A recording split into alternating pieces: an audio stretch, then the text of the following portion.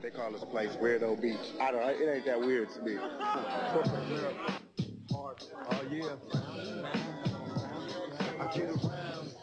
All right, give me a characterization of your childhood. I was the total opposite of what I am right now. I was quiet, withdrawn, I read a lot, I wrote poetry. At what point in your early life were you introduced to this quote-unquote thug mentality? When I was out there by myself, with nowhere to stay and no money. Which city? Bits of it was in Baltimore. Pieces of it was in Marin City. And then the rest came in Oakland. And what was your first introduction? Drug dealers, pimps, prostitutes. That's really it. Criminals. They the only people that cared about me at that point. When I had nowhere to go, but you said and I was your mother hungry, always cared about you. She did, but she was lost at that particular moment. She wasn't caring about herself at that moment. And what was that like, to have a mother who was addicted to crack? I love my mom. She the bomb to me, so I know love she all is her now, mistakes. but what about then? It was hard. It was hard because, you know, she was my hero. And what did you do when you stopped going to school? I only had 2 jobs ever in my life. One was in Round Table Pizza. I used to make the pizza, but it was good. It was the perfect job to have it because I was hungry and I got to like eat all the toppings off people's pizza. That's why, because everything is right there. Could you imagine? I was making pizzas on the side, bringing pizzas home. I'm calling in my own deliveries. Hello? I'm saying, we on Venice Beach. That's what you're supposed to do. I've been in jail for 11 months, Tabitha. You got to let me get a look on something. Do you think it's important to tell your fans that it's not cool to end up in jail? I don't have any problem telling people it's not cool to go to jail because I've been there and it's not cool. He is out on bail pending his appeal. Since his release, he's rarely left the studio where he's recording tracks for his upcoming double album. Please, you got to keep your head up. Hey, don't film this though, man. It's private, man. So just tell me how you've been feeling with all the stuff that's been going on the last couple of weeks. Good, relieved, happy to be home. It's a trip when you know that last week you were in jail and I was in this little cell and it was real dirty and I didn't have any hot water and dudes were telling me when to shower and when to eat and all of that. And then the next week I'm up in Monty's with champagne and filet mignon and lobster and shrimps. Did you ever feel like your life was threatened in jail? By the guards, not by the inmates. They just did everything they could do to try to break me because I used to talk a lot of, coming out of jail. No, not you. I know. It's hard to believe, Tabitha, but you just got to picture it. But, they would say things, because they would call you, jail was the first place and I can go, and they just went, well, as soon as I got there, they went, there he goes. And he goes, who? And he goes, there's the rich nigga. I was like, oh, he said nigger. He said nigger. And everybody was looking at me like, so? I was like, oh my God, this is where I'm gonna be staying? He just said nigger. Well, you got niggas in one of your records. Niggas. He's talking about niggers. Niggers was the ones on the rope hanging out the thing. Niggas is the ones with gold ropes hanging out at clubs. Well, maybe not everyone's aware of the differentiation. They don't have to be. Everyone, if you're not a nigger and you don't use that word, you don't have to understand. Word. It's just not one of those things. How did you meet the girl involved in the alleged rape? I met her in a club. Some guys introduced me to her. Sorry. I met her in the club. Some guys introduced me to her. And she was very forward with you? Extremely. And what happened? She did some things. And sexual things? We got together, yeah. She did some things there at the club, and we got together later that night. I saw her again another time with these guys that introduced me to her. Everybody was having a good time, didn't do anything sexual, they just having a good time.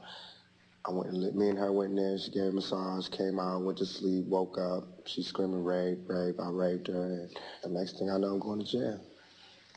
So in your opinion, there was no truth to the sexual abuse charges? Not on my part at all. If you could go back to the night when the sexual abuse occurred, is there anything that you would do differently? Yeah. What? I would not have closed my eyes until she was out of the room. Until everybody was out of the room. I've grown up with tons of wild stories from lots of legendary rock bands and things that they did with their groupies. Do you feel like there's a double standard for black artists and white artists and how they entertain their groupies? Yes, it is a double standard because America's scared of a black man's sexuality.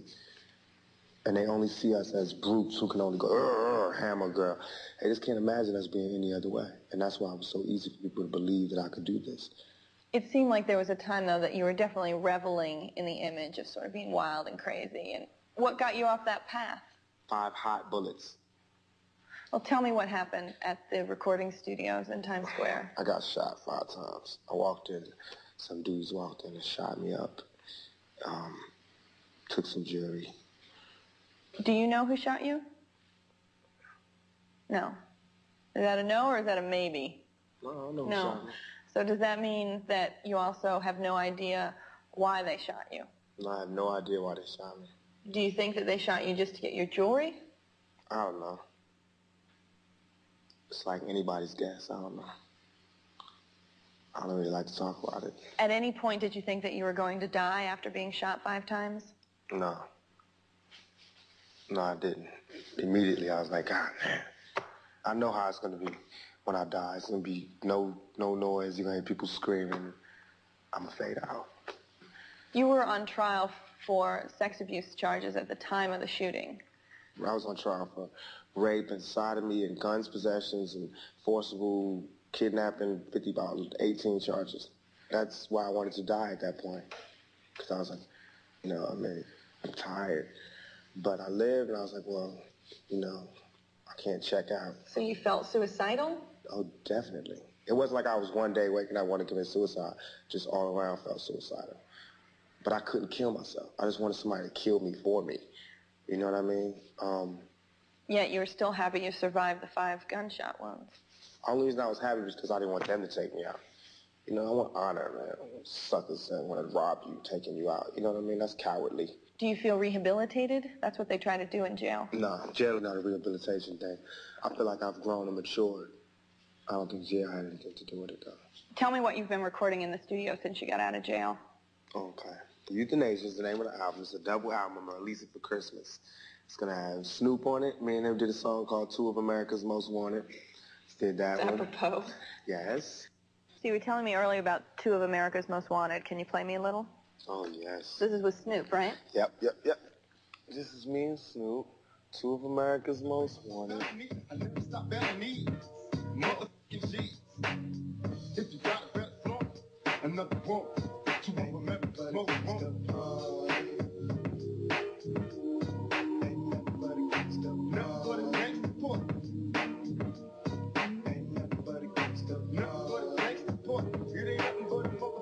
How long did it take you to record that? Was it just one day in the studio? One day in the studio. That was one of 2 other songs I did that day. Do you feel like rappers should be more responsible for their lyrics? Yes. What would you define as irresponsible? You talk about murder and death, you don't talk about the pain. Or you talk about killing and robbing and stealing, you don't talk about jail and death and betrayal and all the things that go with it. A lot of people would characterize your music as gangster rap. Do you? No. Why not? Marlon Brando's not a gangster actor. He's an actor. Axl Rose and them are not gangster rock and rollers. They're rock and rollers, right? So, I'm a rapper. This is what I do. I'm an artist. Well, what's on this dab that you can play us? This one's called Life Goes On. It's like talking about all the deaths that we have. Now you just got to get over it. How many brothers fell victim to the streets? Rest in peace, young nigga. There's a heaven for you to be alive. If I told you that I never thought of that, my nigga, we the last ones. Like, cause I fell through the empty halls, breath sticking in my jaws. Ring, ring, ring, quiet, y'all. Here coming calls. Plus, it's my homie from high school. We getting by. Does anything that Bob Dole says make any sense to you as far as rap is concerned? Nah, I don't have no disrespect towards Bob Dole. I know he don't know what he's talking about. He's just talking. Some card that somebody gave him. He's just reading off that card. But he's cute. You know what I mean? He's my grandfather. One of the characterizations made of rappers often is that they're very boastful. It seems like right now you're taking pains to be humble and look at things from a very realistic perspective. Is that accurate? Mm-hmm. I think being humble is sexy. That's my new put. I'm pushing so humble. You're being humble to get chicks? I'm trying to turn you on, Tabitha, as a matter of fact. I'm hoping my humble thing is going to get to you. So you got married in prison. Yes. What happened with that? It didn't work. Not because of her or me or jail. It just wasn't the right thing to do at the time. I married her for the wrong reasons. What were the reasons? I cared about her, but I married her because I was in jail. I was alone, and I didn't want to be alone. And how would you compare how you're handling fame and fortune in 1995 to how you did a couple of years ago? I believe I'm more responsible, more mature, and more focused. And I will be more focused and even more responsible and even more mature in time. It seemed like the two sides of Tupac were constantly battling with each other. One minute you're spitting at TV cameras, the next you're talking about Shakespeare. Have you reconciled those two? Hopefully. I like to think so. I think that I was a reactionary, and now I don't do that anymore. Same person,